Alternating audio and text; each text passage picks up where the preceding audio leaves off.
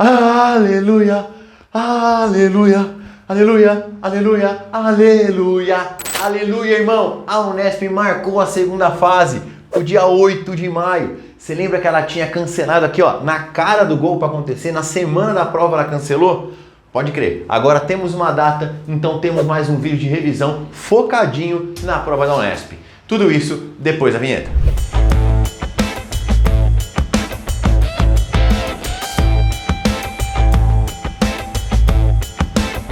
Vamos que vamos para fazer mais um vídeo de revisão sobre a Unesp.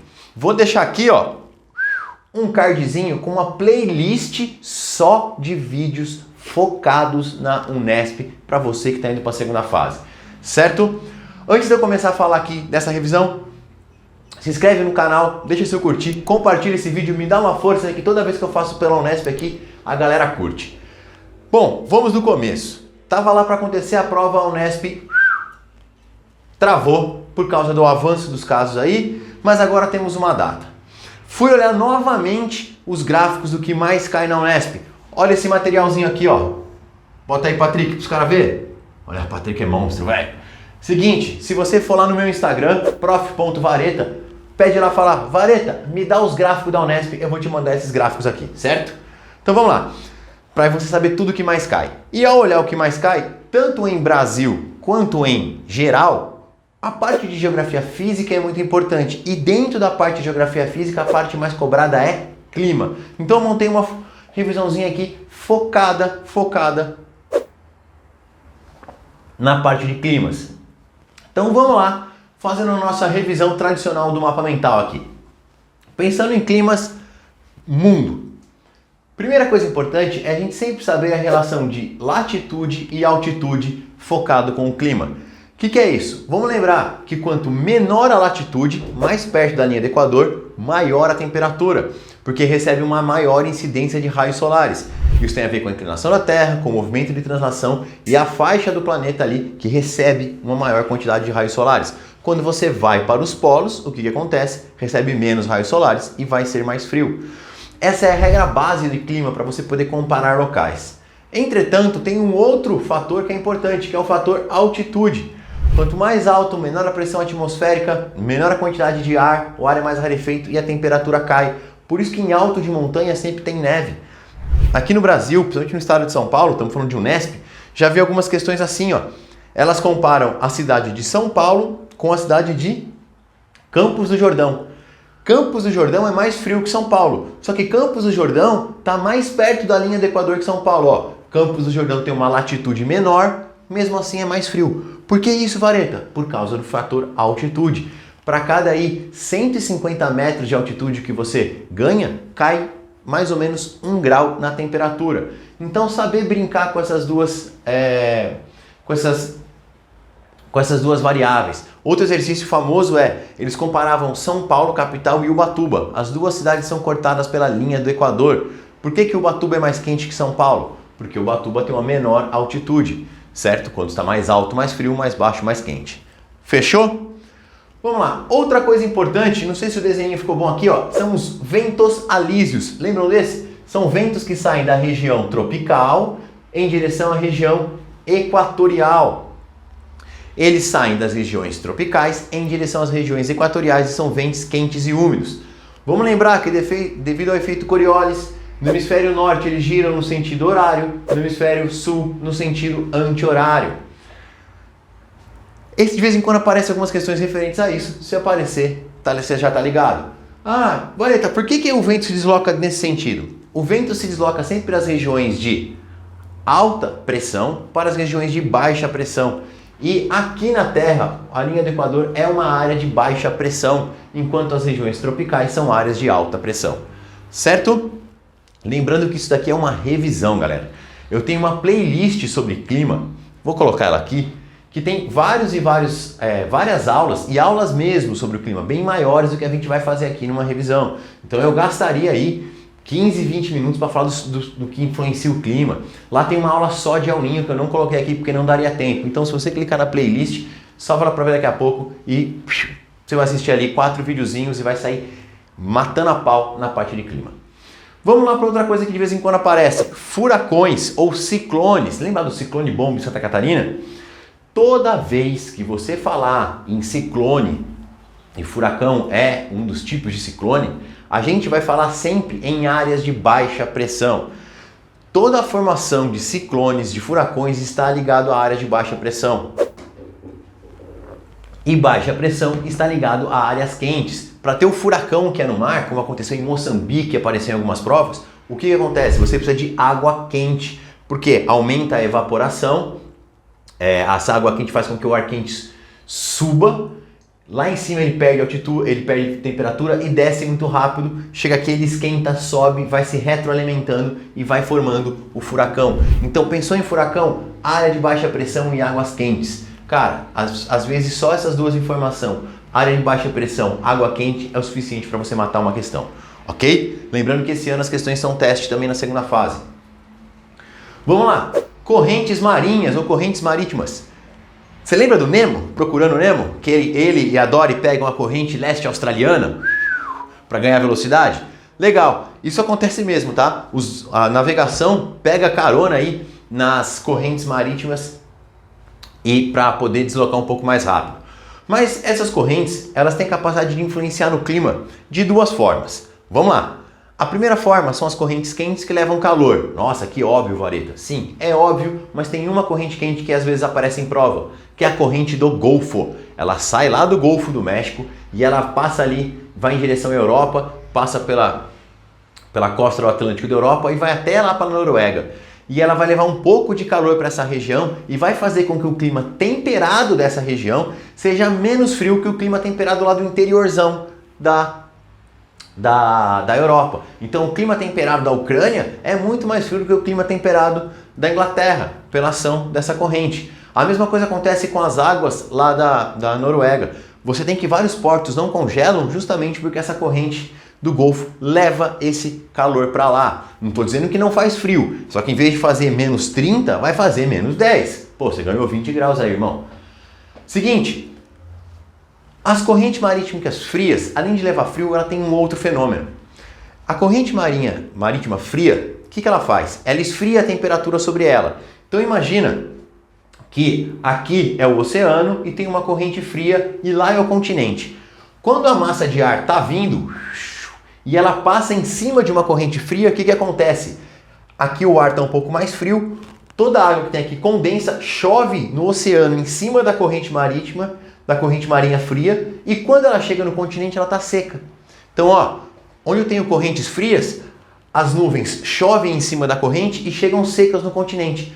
Por isso, correntes frias são um dos fatores que ajudam na formação de desertos, certo? Correntes frias ajudam na formação de desertos. Corrente Humboldt, na América do Sul, deserto de Atacama. Corrente de Benguela, deserto de Kalahari. Corrente da Califórnia, deserto da Califórnia. Tem várias associações. Não é o único fator, mas é um fator importante.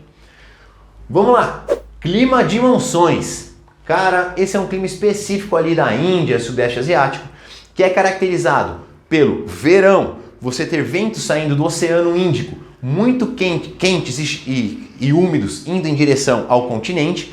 Então, olha lá, no verão, o continente está mais quente é a área de baixa pressão, o oceano está mais frio, alta pressão. O vento sempre vai da alta pressão para baixa pressão. Então o vento sai do oceano, quente e úmido, em direção ao continente e provoca muita chuva. Isso é importante até para os caras pensarem em agricultura e a forma de vida deles, mas como são países muito populosos e muitas vezes países populosos e povoados e países pobres, você tem muitas enchentes que vão causar lá destruição e afetar a vida de muitas pessoas. Então olha lá, durante o verão, sai do oceano em direção ao continente, ventos quentes e úmidos provocando chuva. E no inverno, Vareta, inverte. No inverno, o oceano está mais quente e o continente está mais frio. Então, o continente virou a alta pressão e o oceano virou a baixa. Então, você vai ter o vento saindo no sentido sul, saindo do continente em direção ao Oceano Índico, um vento mais frio e mais seco. Então, você tem um período muito chuvoso e um período bem mais seco, com essa alternância de ventos. Então, ali um resuminho do nosso clima de monções bem específico dessa área. E para fechar, ficar esperto, às vezes ele não é uma questão sobre o tipo de chuva, mas o tipo de chuva está no contexto da questão. Se você lembrar da chuva convectiva, típica do clima equatorial, pelo excesso de evaporação, a gente chama também de chuva de verão aqui no Sudeste, aquela evaporação forma uma nuvem carregada de chuva que no final da tarde cai com uma pancada forte e o tempo abre. A chuva frontal, que é o encontro de uma massa de ar quente e de uma massa de ar fria, quando elas se encontram, formam uma frente, aquele área de contato, chove e depois, aqui no caso de São Paulo, a massa de ar frio fica no lugar. Então, chuva frontal, o encontro de uma massa de ar quente com uma massa de ar fria provocando chuva. E a última, típica aqui do tropical úmido, é quando você tem a massa de ar trombando com uma elevação no relevo, que vai provocar muita chuva nessa área litorânea, às vezes até deslizamento de terra, principalmente ali Rio de Janeiro, Salvador, que é essas áreas litorâneas bastante povoadas, e por isso que chove bastante em algumas áreas como Ubatuba, por exemplo. Então, imagina que aqui é a serra, a nuvem vem carregada de chuva, bate na serra, não consegue transpor, no que ela vai tentar transpor, ela perde temperatura, chove tudo desse lado e pro outro lado fica mais seco, certo? Os 3 tipos de chuva no nosso resuminho relâmpago. Lembrando, já botei os cards para vocês e vou ver se eu deixo aqui também na descrição ou no primeiro comentário os outros vídeos. Vamos falar então agora de climas do Brasil. Antes de eu falar de clima do Brasil, um golinho de água e falar que eu tenho um livro. Sabia que eu escrevi 2 livros lá na Amazon? E um deles chama Hackeando a Aprovação, que é um livro que te ensina a estudar muito melhor. E ele tá com um precinho bem baratinho. Eu vou colocar aqui, ó, também um cardzinho, que é um vídeo que eu fiz falando desse livro. Se você tiver afim, você clica lá, ele tem algum lugar aqui também na descrição. Clica lá, dá uma olhada na Amazon, se achar legal você compra e fortalece nós. Demorou? Pós-merchan, vamos falar de climas do Brasil. Vem com o pai, moleque.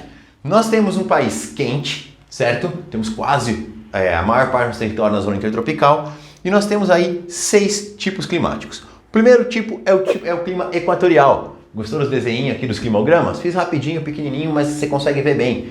No clima equatorial, quente o ano inteiro e com muita chuva. É o clima da região amazônica. Cara, esse é o clima mais chuvoso do planeta, tá ligado? Tanto aqui quanto na África, onde existe clima equatorial, ele é o clima com maior índice pluviométrico. Perto da linha do Equador, muito quente e muito chuvoso o ano inteiro. O tipo de chuva que acontece lá é a tal da chuva convectiva, certo? Por evaporação. Indo para o próximo clima base do Brasil, clima tropical. Ele pode aparecer com o nome tropical típico também, certo? Por causa das variações de clima tropical que nós temos. Pensou em clima tropical? Por mais que a temperatura dele caia um pouco durante o inverno, ela cai, mas fica ali na faixa dos 20, 18 graus. Não dá para falar que é frio. Temos um verão bem quente e um inverno ameno, um inverno suave. Vai lá para Goiás no meio do inverno ver se é frio. Não é, mano. Só que o que marca mesmo esse clima é uma estação chuvosa, que é o começo e o final do ano, que é o verão, e uma estação seca, que é o inverno, com um forte período de estiagem no meio do ano. Se você for ali para, de novo, a região de Goiás, você vai ver que os meses de inverno são meses bem secos, por mais que esteja quente. Então, 2 estações bem definidas, verão chuvoso, inverno seco, temperaturas altas com inverno suave. Uma das variações do clima tropical é o tropical de altitude.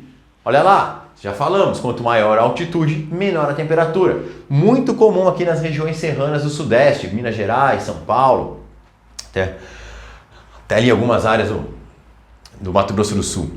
Ele é igualzinho ao clima tropical, galera. Verão chuvoso e inverno seco. Só que por ele estar mais alto, a temperatura é mais baixa durante o ano.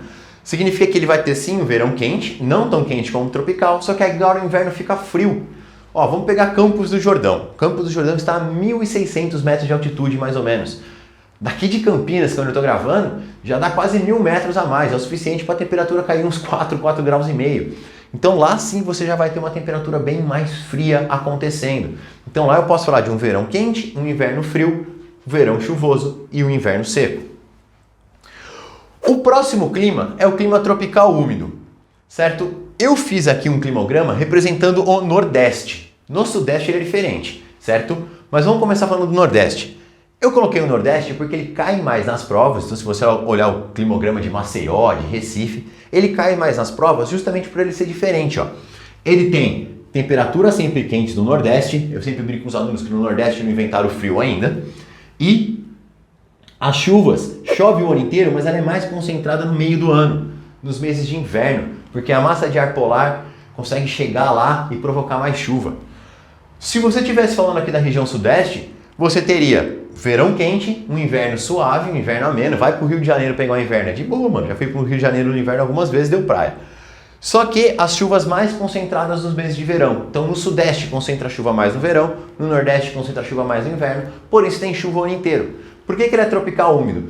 Todas as chuvas que vêm do oceano, as massas de ar que vêm dos oceanos úmidas, elas batem no planalto, a gente pode chamar popularmente de planalto atlântico, que vem desde o Nordeste até o Sudeste, e faz com que a chuva orográfica ocorra em toda essa região, concentrando muita chuva na região litorânea do Nordeste e do Sudeste.